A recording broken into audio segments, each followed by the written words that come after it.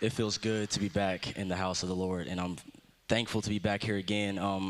Upset I was missed last week, but hopefully this week I can make up for my absence with this. But I hope you brought some notes. We're going to go ahead and get started into this thing. If I had to title this sermon tonight, I would title it, I'm in my bag now. I'm in my bag now. You know, last time I gave a sermon, I loved story time, so I'm going to give you a story. So in school, I was never the star player. I wasn't an All-American. I wasn't an MVP, Rookie of the Year, none of that, nor in the relation towards the next level athlete. But I will tell you, I was athletic growing up. I played basketball for 10 years for Hilldale Hoops. I played soccer for the Little Montgomery County Soccer League, where you can turn your jersey from blue and yellow. And then I played football for 2 years. But the sport I loved most growing up is the game of golf.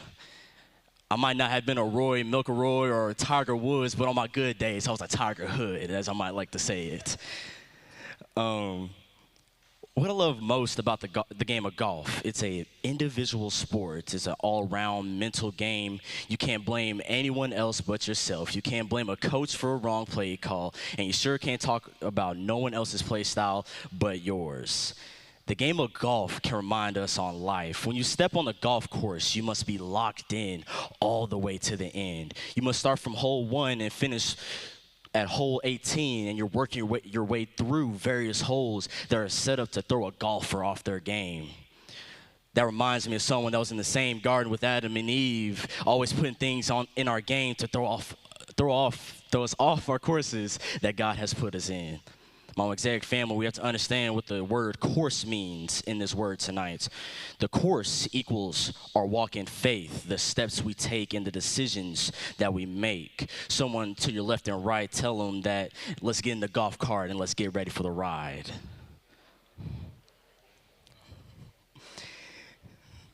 I came to tell you as a Christian growing deeper in his faith, and I'll be the first to testify that the start of our course might be a little bumpy or a little hectic, but we as Christians have to overcome the obstacles the enemy tries to throw at us. My grandfather always told me growing up when we used to go to Mason Rudolph to always ensure your bag is fitted for the course. Hold on, lean in. I love to say that. Lean in real quick. We must ensure that our spiritual arsenal is locked and loaded in our journeys to come. Watch this. God put us on different courses, or may I say in different seasons, and we have to be ready to adjust to them. We have to be ready for what's to come in our courses. I hope you came prepared to this lecture prepared, class. We got some notes to take. God has put items in our bags that are fitted for the course. Let's just go ahead. Hang on. The T. I like to represent the T as our faith. The T in golf is used to elevate or lift the golf ball off the ground, in which the T stands firm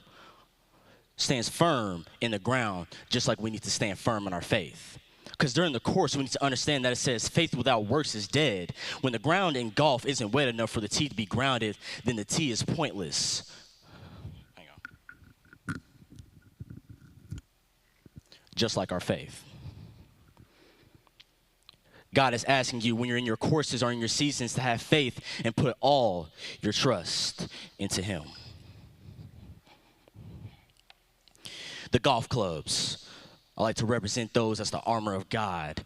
The different clubs in a golf bag are used at different distances on the course in order for you to reach the end of the first obstacle on the course. Because you never know when the devil is going to try to stop you on your course. So you must be prepared with the right armor, or might say the right resources for the course.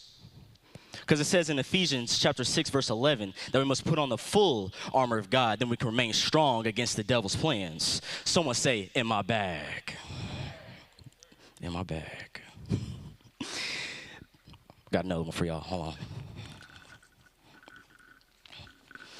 The golf ball. I like to represent the golf ball as like God. You can't play the game of golf without a golf ball, just like you can't live life without God. And watch this one. You remember the T is a representation of our faith. But when we place the T in the ground, or when you're grounded in faith, watch this one. God will be the centerpiece of it all. Oh, this one made me shout. Watch this one. Hold on. Give me a second. Hold on.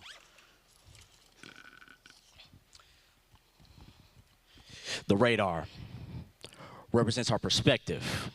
The radar is used to calculate the yardage from where your last shot landed and how far it is from the flag.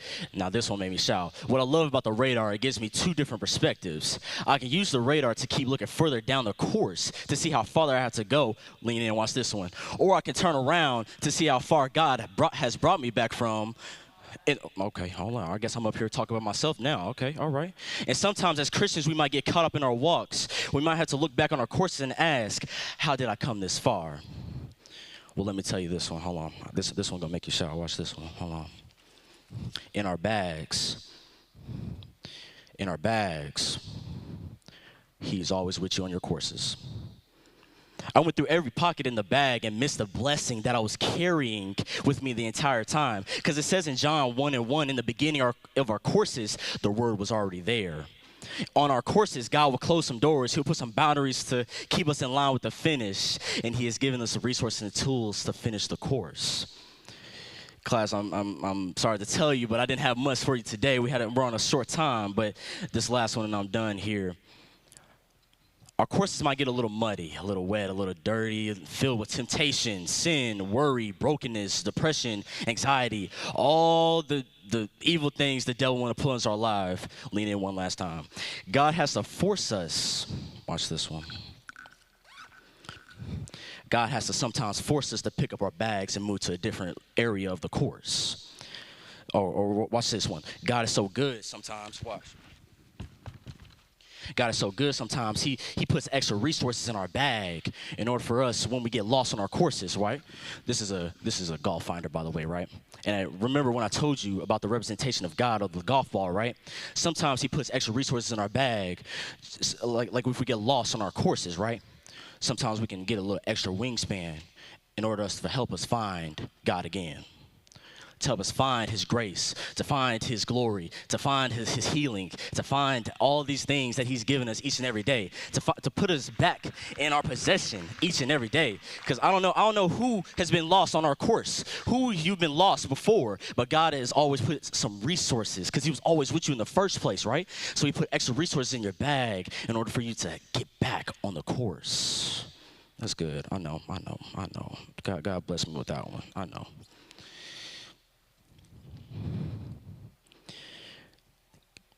God is so in tune with our courses that he knows that some of us might drift away from him, get lost, and need a little extra wingspan to retrieve us when we're lost.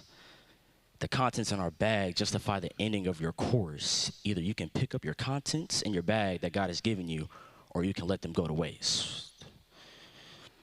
I don't have nothing else for you tonight, but that was a little demonstration of just us having something to visualize, to understand that we have the resources. Now it's time to just pick up your bag and go. Stop letting your feet get sunk in the grass, get stuck in the mud. You gotta pick it up and you gotta go. Sometimes we might have to change our shoes, change our socks. Sometimes we gotta put some new clothing on that God has given us, and we gotta keep on going.